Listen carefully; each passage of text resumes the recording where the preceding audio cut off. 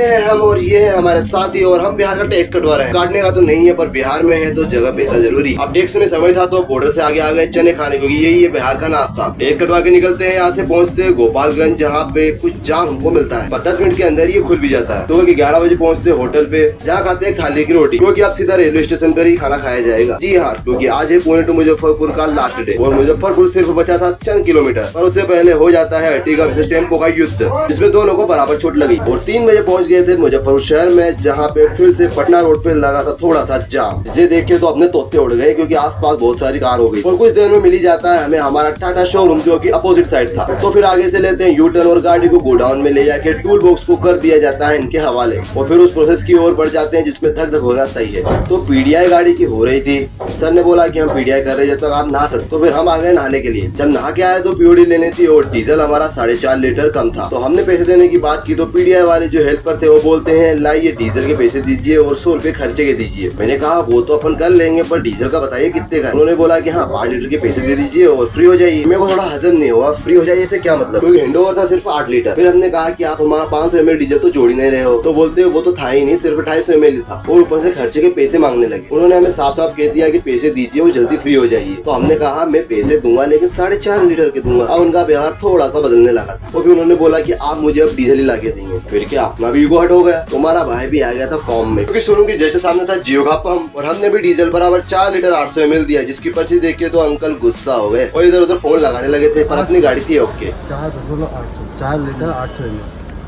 450 से।